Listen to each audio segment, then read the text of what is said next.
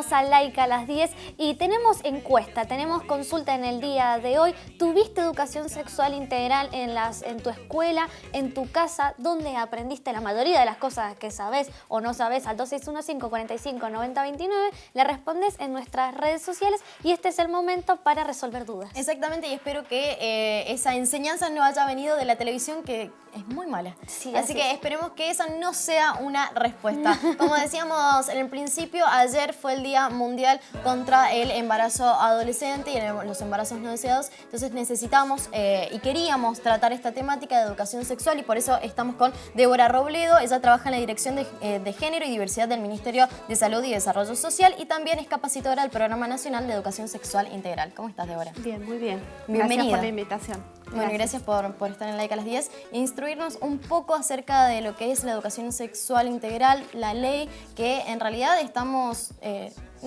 tenemos que instruirnos un poco más todos. Bien, bueno, es una ley que ya tiene más de 10 años, fue sancionada en el 2006, la cual, digamos, a partir de un proceso democrático en donde se oyeron todas las voces, los pros y los contras, se sanciona esta ley que principalmente yo siempre digo lo que hace es darnos un marco desde el cual hablar la sexualidad en las escuelas, ¿no? Y otorga básicamente el derecho a los chicos, chicas, adolescentes y también a los adultos y adultas que están transitando algún nivel escolar la posibilidad de recibir información acorde a la edad, científicamente validada, y bueno, y la posibilidad de poner en palabras, ¿no?, lo que implica la sexualidad en las escuelas. Débora, ¿cómo se implementa, cómo se comienza a trabajar con el programa de educación sexual?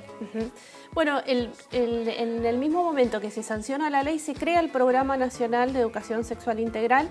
En el 2008 se sancionan los lineamientos curriculares que establecen cuáles son los contenidos que se tienen que dar para darle cierta sistematicidad y cronicidad a los temas que vamos abordando. Por supuesto, esto es importante decirlo porque a veces se cree que se habla de lo mismo con chicos de 4 años que con chicos de 12 años. Claro. Entonces, lo que hace eso a través del Consejo Federal de Educación es establecer cuál es el piso mínimo desde el cual y de qué manera se va a ir avanzando en el tema. Eso fue una de las primeras medidas y eso también lo que determinó es que la educación, la característica que tiene que tener, que hablar de sexualidad tiene que ser desde la integralidad, ¿sí? O sea, salirnos de exclusivamente lo genital, que es parte de la sexualidad, por supuesto, pero no es lo único. Así que bueno, esos fueron como dos hitos muy importantes a través de los cuales se empezó a nivel nacional. Después lo que transcurre en cada una de las provincias, bueno, sabemos que ha sido bastante dispar. Mendoza estuvo muchos años prohibiendo materiales del Programa Nacional de Educación Sexual Integral. Eran materiales que no podían ser distribuidos en las escuelas. ¿Por qué?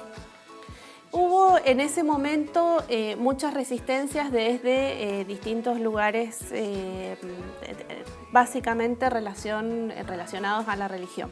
¿Sí? Entonces, bueno, digamos, apelando en ese punto a la autonomía de las provincias, dijeron, bueno, nosotros vamos a hacer nuestro propio material. Por supuesto, eso fue un proceso de luchas, de tensiones, de relaciones de poder, que por supuesto, como sabemos, existen en todos lados. Y después, uno de los puntos primeros que se hizo en la provincia es dar las horas de educación sexual integral en secundaria, ¿sí? Yo tuve la oportunidad de estar a cargo de la implementación desde el 2012 al 2015 y ahí volvimos a trabajar con el Programa Nacional, con sus materiales, con los lineamientos, con capacitaciones masivas a docentes y bueno, y digamos, dando los primeros pasos de una implementación que sea integral y transversal, ¿no? Que atraviese todo el sistema educativo, ¿sí? Atraviesa absolutamente todo el sistema educativo. Bien, también sos capacitadora, obviamente en educación sexual a docentes. ¿Cómo es esta situación? Recién te preguntábamos quién en información, en educación sexual, quién está peor posicionado o menos informado, si el alumno o el docente. ¿Cómo lo ves? Sí. Bueno, primero decirles que educación sexual tenemos todas, todos y todes. A veces esa educación tuvo que ver con que estos temas no se hablan, con que son temas tabú y eso es educación, eso es educar también en sexualidad, ¿no? ¿Qué nos pasa con docentes? Yo en este momento estoy en un curso virtual que habla de las maternidades y las paternidades en la adolescencia. Trabajamos con docentes de todo el país, pero bueno, sin embargo, uno de los grandes déficits que tenemos en este momento es que al no haber estado en la formación docente, venimos como a contramano, ¿no? Claro. O sea, venimos empezando a trabajar conceptos que quizás si ya hubiesen estado incorporados en la carrera sería más fácil. Hay noción de que hay que trabajarlo, que hace unos años atrás esto no era un problema mío, esto era algo que podía trabajar un médico, pero no era una función propia de él o la docente. Claro. O se quedaba en la casa. Sí, por supuesto, o es la familia, si bien este discurso sabemos que el año pasado también volvió a tomar fuerza. Hay más conciencia de que es parte de nuestro rol hablar de estos temas porque también nos encontramos con preguntas, porque observamos situaciones, porque bueno, la sexualidad está en la escuela. Entonces, bueno, sí, en ese nivel hay más conciencia, pero bueno, por supuesto que las resistencias más grandes siempre provienen de los adultos y las adultas. Educación sexual integral no es lo mismo que educación para el amor, como lo llaman aquellos colegios, ¿no? Sí, sí, sí. Por eso yo traía colación de que el Ministerio de Educación es quien dispone cuáles son los temas que se tienen que dar en este sentido. Esto quiere decir que una escuela no puede adaptarlo a hacer un material propio o trabajar. No, lo que quiere decir es que yo tengo que respetar como pasa en todas las áreas, digamos. En matemática pasa lo mismo, en historia lo que pasa es que bueno, no hay las resistencias que hay en estos temas. Nadie diría, no, en matemática no enseñes tal cosa, bueno, en esto sí. Por eso está determinado a través del Ministerio de Educación cuáles son esos temas y de qué modo tienen que ser abordados. Bien. A la hora de las capacitaciones, cuando te encontrás con los docentes, por ahí, ¿con qué dudas te encontrás? ¿Te preguntan, vienen?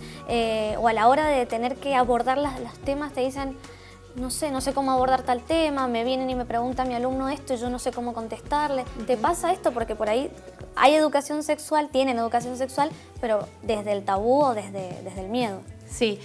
En general lo que pasa es que se presentan situaciones en el aula y muchos docentes tienen la sensación de no tener respuesta para lo que está pasando.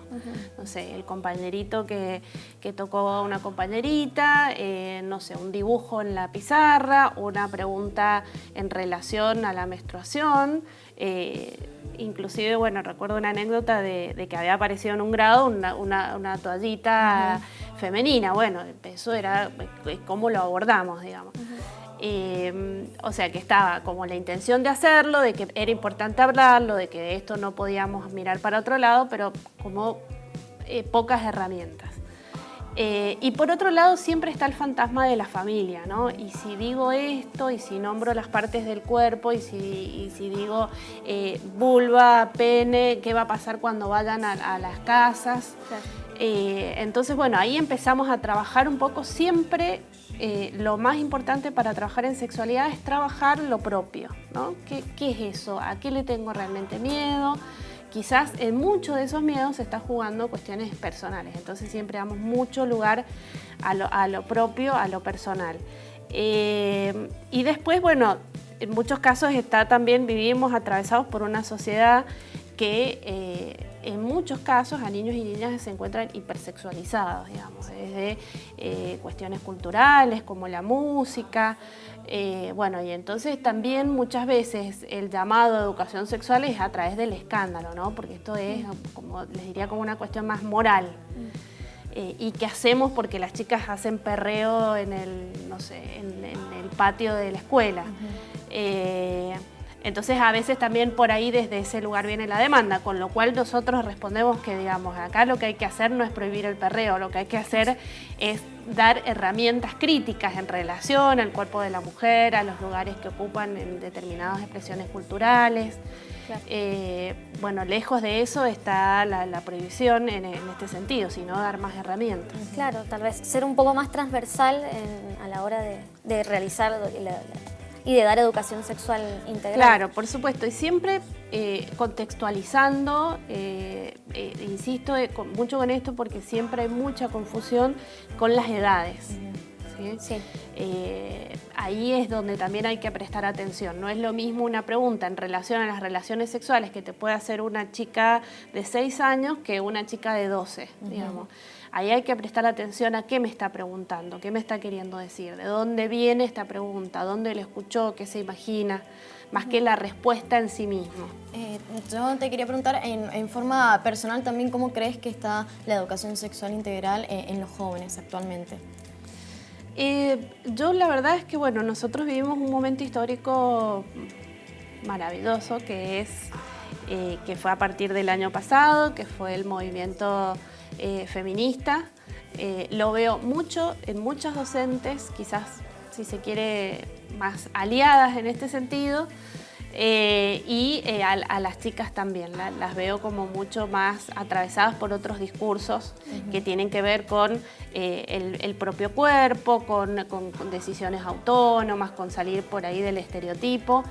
Pero bueno, es muy difícil hablar en términos generales, porque también si uno lo piensa con la variable cultural, quizás en otros lugares lo que se sigue jugando es que, bueno, un lugar en la sociedad es estar embarazada y tener un bebé a los 15 años, entonces eso también sigue pasando.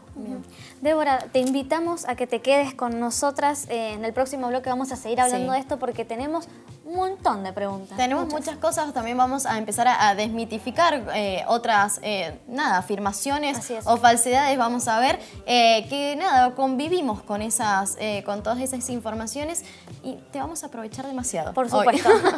Así que, bueno, nosotros nos quedamos con Débora. En el próximo bloque seguimos hablando con ella. Nos vamos a un pequeño corte y ya regresamos.